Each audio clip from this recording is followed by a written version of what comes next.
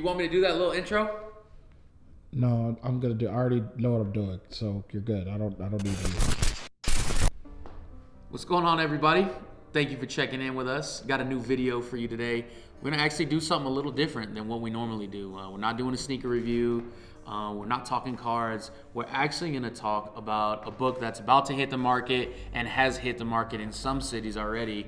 And by looking at it, you can probably tell this is Virgil's new book, Icons, also being called Something's Off. So we're gonna get into this book that basically explains how the concept of the 10 collection, the Nike Off-White collaboration came to be, the details, the concepts, the ideas, Virgil's thought process. I mean, there's things like from the archives of when this was being created, as well as the history that happened before it to kind of, blaze this trail for this collection to come to be. So before we get into the actual book, I'm going to touch on just some of the highlights because there is a lot of content in here. And for the sake of time, we want to keep it short and enjoyable for y'all. But if you want a more detailed explanation, you can actually catch the Snkrs Live review of this book with Virgil, I believe, on Friday the 15th. So tune in. Depending on what time zone you're in, the time will be different. But it is going down this Friday on Snkrs Live, where they're going to be jumping into the book more in depth, talking about the ideas, the concepts, and all that kind of stuff. Here, I've bookmarked a few things that I really like about this book and about this journey that Virgil went on in creating this collection. And, some of my favorite parts that I found in the book. One other thing of note is that this book is produced by a carbon neutral company. So trying to minimize that footprint. So shout out to Virgil and them for doing that. I think that's solid and something that not enough people get credibility for. One last thing before we open this book. Our wonderful, just absolutely incredible, one-of-a-kind unique camera guy. Underrated photography on Instagram. Got this book from a really dope bookstore here in Denver called Matter. Their Instagram is Shop at Matter. It's less than 5 minutes away from our shop. So if you're looking for books, check them out. It's Black and woman owned, which is part of the reason why Virgil actually seeded this book in their store before the national release. So to talk about that real quick, this book was placed in 14 stores throughout North America and 3 stores internationally. So not very many. Out of those 14 stores in North America, 9 of them were Black owned. So pretty dope rollout to get it started. It is supposed to have a wider release. As I mentioned to you, it's dropping on Snkrs. That's going to be on the 22nd. So tune in for that. Make sure you put that notification on your Snkrs app. Maybe this will be something you can cop since we know you went like 0 for 37 on sneaker releases last year in 2020. Hey, never too late to get your first dub. But on to the book.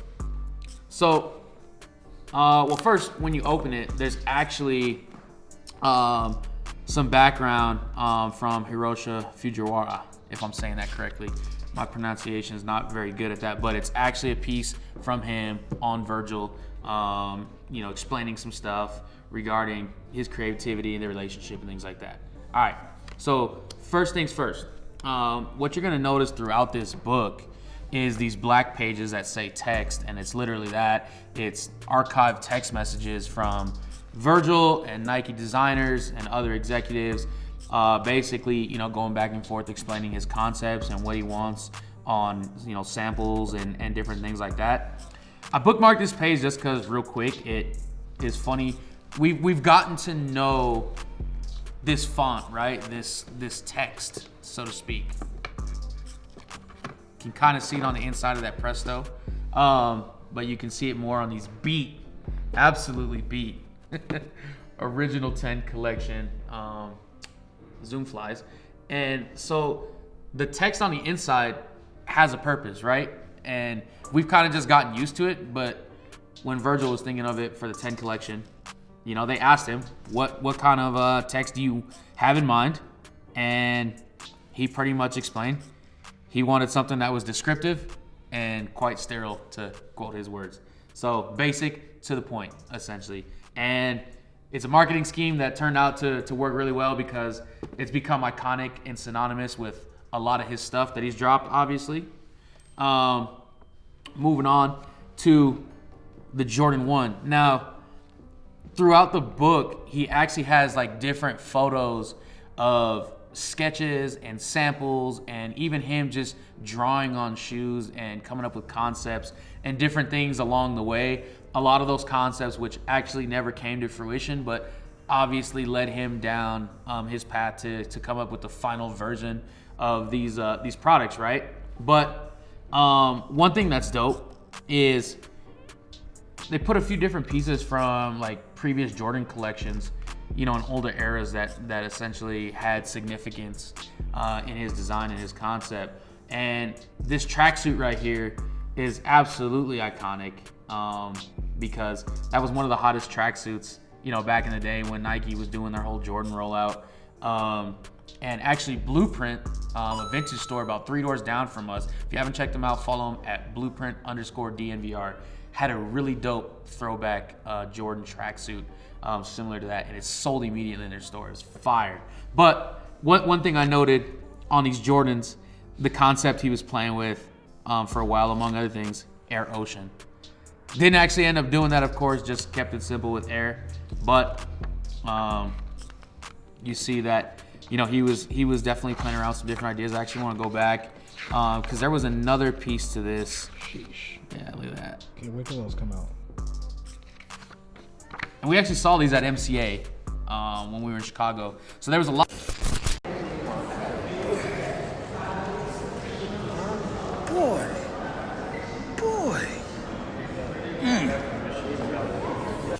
A lot of samples on display at MCA in Chicago. If y'all didn't see that, Virgil had a big installation there for like a few months. You know, he did the whole figures of speech thing and everything like that. He had a lot of these samples that are in the book on display at the museum. It was super dope. That was something that I was really glad I got to see and witness.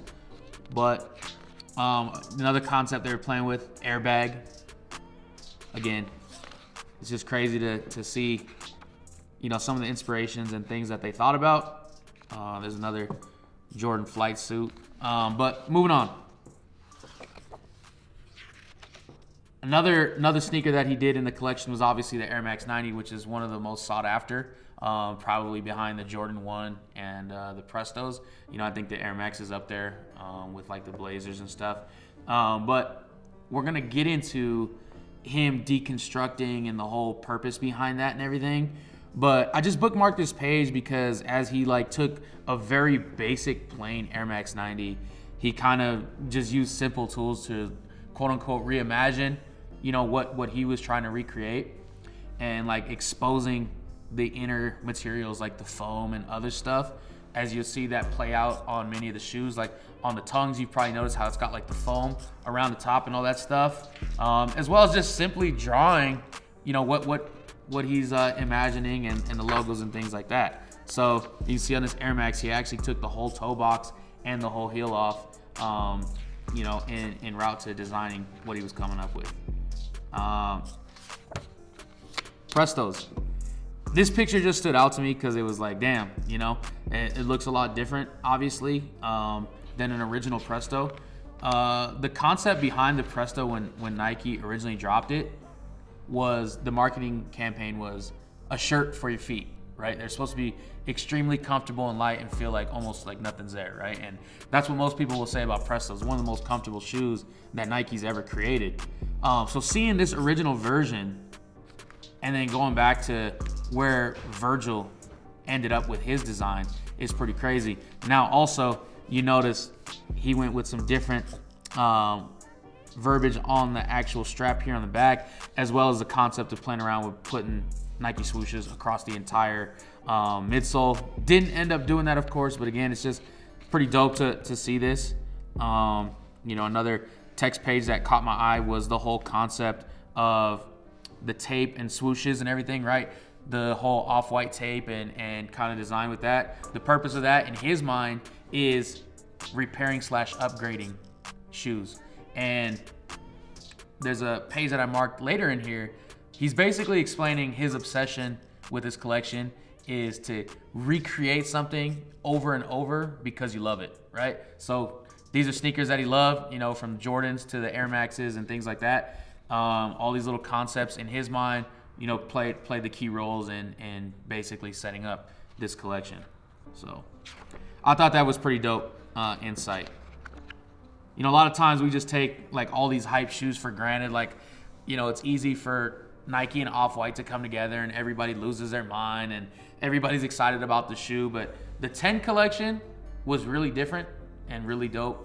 And I think there's a reason why, you know, the prices are sky high, because it's not just like slapping a logo on something. It's not just, you know, Travis Scott and Nike collaborating. No disrespect to Travis Scott or anything like that. It's just, this was a different approach, you know, in the concept of the shoes.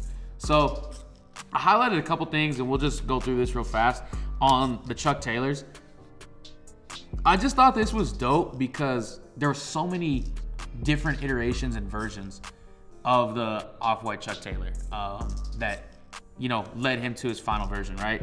So you've got him like deconstructing and drawing on, you know, a pair that he's like cutting fabrics off of and just putting Nike swoosh and an Off-White logo on. You know, to him like playing around with the sole where he got the striped sole, you know, on the bottom where it's got like the clear blue material and then also like a solid white striped material.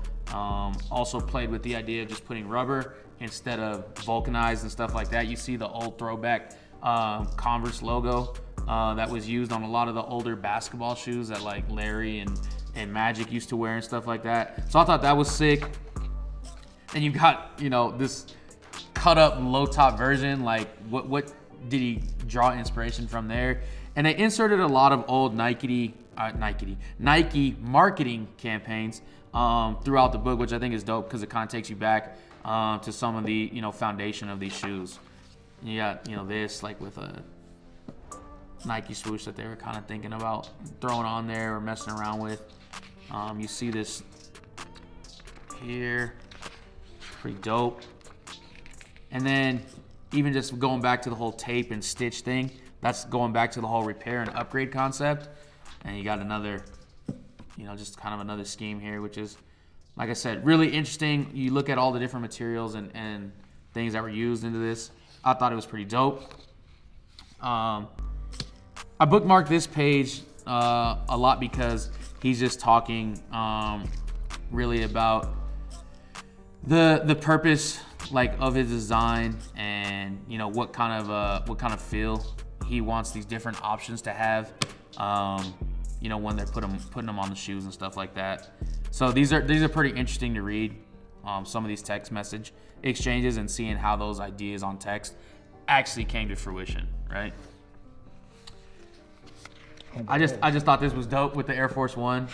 Just looking at this old marketing graphic, which I think is so sick. You know, starting this season, Air will be sold by the box, right? And imagining that people were playing in Air Force Ones, you know, it's pretty mind-boggling, bro. I ain't gonna lie, I played in Air Force Ones back when they were hot again, when Nelly dropped Air Force Ones, bro. Jesus Christ. I was hooping in Air Force One mids, and it was amazing. Had my dad camping out at Nike Town, Denver. Shout out Nike Town, Denver. RIP. We're giving a moment of silence. I think I have a clip I can add in here. Get it, 10. What's up, LG? What's up, man? What'd you get? Size 11, you know what I'm saying? It's official. Whoa. If we're taking it back to the Nike Town archives, please don't hold anything against me. But RIP Nike Town. A lot of glory days for Denver sneakerheads. Yeah, just more things about the Air Force One, which we know there's some crazy Air Force Ones that have dropped. The MCAs, which I was lucky enough to hit 2 pairs of those at MCA in Chicago when we were out there like a year and a half, 2 years ago or whatever it was. Got through on the sneaker shock drop. That was a crazy experience in itself. So, man, that was a great trip. I love Chicago, by the way, dog. I love Chicago. I always have a great time every time I'm there. But like those, the MoMAs, you know, you got the Air Force Ones that they did at the Complex Con, the second event I think it was, where they basically did a Virgil Air Force One as well. There's a lot of different Air Force ones that they did that are really sick and have a lot of value. Here you see kind of close to, the final product of everything. But moving on, so hard to cram all of this into such a short video. But I bookmarked this page because of the Jordan 1s. There was a lot of different iterations that they went through. And one thing that stood out to me is they were originally gonna do the striped kind of off-white look inside the flaps on the highs. Instead, obviously, they put 85, and I think they put Air on the other one. I can't remember what it was exactly, but they were at one point playing around with the stripes. And then I bookmarked, I believe somewhere in here, where he actually changed his mind, where he said, instead of the stripes, let's put 85, let's do this, this, and this to the materials, let's finish this, and then we're good to go, type thing. So pretty interesting journey there. You got the 97s. 97s were a sleeper in that collection. I remember for a while they were only going for like $550. Now I'm pretty sure those are north of four figures, if I'm not mistaken. I haven't looked at the price on those recently, but these were a sleeper that people ended up really going crazy for and were mad that they slept on. You see here, they actually played with putting swooshes in different directions. You see, I mean, he just stapled basically a large oversized swoosh on the silver bullets. And just some sketches and things like that. Like, it's just pretty dope. If you enjoyed that collection. You see they put an icy blue sole on the 97s at first. And, his notes were milky white sole, white pillars, pad print logo. And then you can see here, all these different versions with the blue soles and the tags and the, swooshes and everything. And then you can see here where they switched it to the milky white. You can see they took the Spirit on. They were using that as inspiration on that as well. Oops, sorry. So, pretty dope look at the 97s and how they came to be. And there you go. And I think this was when he was talking about, getting rid of the stripes on the inside of the flaps on those Jordan 1s, putting the 85 and doing that thing. It's good to go. Pretty crazy. Last few things here before I let you go. In the back, once you get through all the sneakers, there's a lot of stuff that they give some context to, like MCA, Lower East Side neighborhood in New York, different terms, different tools, different people. There's a lot of inspirations that he kind of details in the back of the book. I just bookmarked a few, which one of them that was funny to me was ghosting. When we think of ghosting, right? Like, you got ghosted, in the DMs or in a text message, or trying to buy shoes from somebody and they ghosted you, the plug ghosted you, right? He uses that term, but obviously a little bit differently in designing. Basically, ghosting theme were designed, translucent uppers in order to use a common semi-revealing material to unite there. I can't even read it upside down anymore, but you get the point. That was a term he was using throughout the collection to do like a semi-revealing look on the shoes, giving it that ghost effect, so to speak. That was actually pretty good for reading upside down, by the way. I challenge y'all to try that. Read this book upside down. You can read a full page in this book upside down without making a mistake. I'll give you a $100 gift card, but you gotta do it on video. So tag us in your video on Instagram, Vices LTD. Crink marker, I tagged that, and that's a serious offer, by the way. Read a whole page upside down, but it's gotta have a lot of words on it, right? Not one sentence, not this. Crink marker, right? So they actually talk about the creation of a crink marker. If y'all don't know what it is, look it up. He's gonna insert a little picture on the video, but essentially, it was a marker that was developed when you needed to basically paint or design with the quickness, back in the day. It had a special kind of look and effect that was different back at that time when it was created. And then, in '98, the A-Life store offered to help the originator, mass produce and create, became a huge thing. All right. So fast forward to Virgil. That's what he started using when you seen him on those marketing campaigns, when he was writing on the shoe and gifting it to people, right? Like Virgil was here, or Air Virgil, or whatever he was writing on the shoes. Like that was crank marker, right? Like that's what he was using. And that's what he used throughout this collection to like come up with his concepts. So I know some of y'all using Sharpies and shit, but whatever. Go ahead. Have fun with that. The quotation marks. I won't give a whole bunch of background here, but obviously quotation marks are another thing that is synonymous with his designs and Off-White and the Nike collaboration. Gives a little bit of background as to why he does that and just the simplistic thought process on him using those. One other thing I wanted to touch on is Wisconsin. A lot of Virgil hypebeasts may not realize he actually went to the University of Wisconsin-Madison. Hence why like 5 years ago, I think it was like 5 or 6 years ago, he dropped that Wisconsin collection. He dropped like a couple tees and stuff. And a lot of people thought it was random, like why did he drop these Wisconsin shirts? But he actually went there. And something that I read in here that I didn't know before is all proceeds benefited the school's Great People Scholarship. So that was pretty dope. Showed some love to his alma mater. All the proceeds went to a scholarship, which was really dope. So I bookmarked that. That was something that I thought was dope. And then last but not least, the X-Acto knife. Evolution of the X-Acto knife and whatever, and how it's become an integral and favorite tool of many artists and creators, whether it's fashion, sneakers, it's a knife, and other things. They're all using X-Acto knives, right? And just kind of a quick background on the evolution of that, but also how when Virgil first basically took his trip to like Beaverton, like he was using an X-Acto knife to like deconstruct and expose certain materials, and I think the important part for him in this was like deconstructing didn't mean destroying the shoe. It meant like carefully revealing the different layers and characteristics of the sneakers, and the different things, incorporated into each design.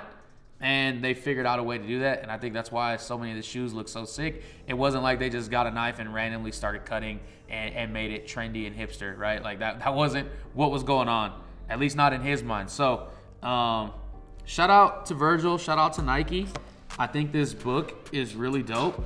Definitely something that everybody should be adding to just their little home collection. If you're into, sneakers and culture, and obviously if you're a fan of Virgil, like I think this is just a dope book to have, as part of your collection. Not a big deal. But we'll see how hard it is to get when they drop on sneakers, and that might change things dramatically for a lot of people, right? So once again, appreciate y'all tuning in. Shout out Matter, the bookstore here in Denver. Check them out. Be sure to jump on that Snkrs Live this Friday the 15th. Make sure to stay tuned for our next video. We appreciate y'all having story time with Vices today. Until the next one, catch you soon.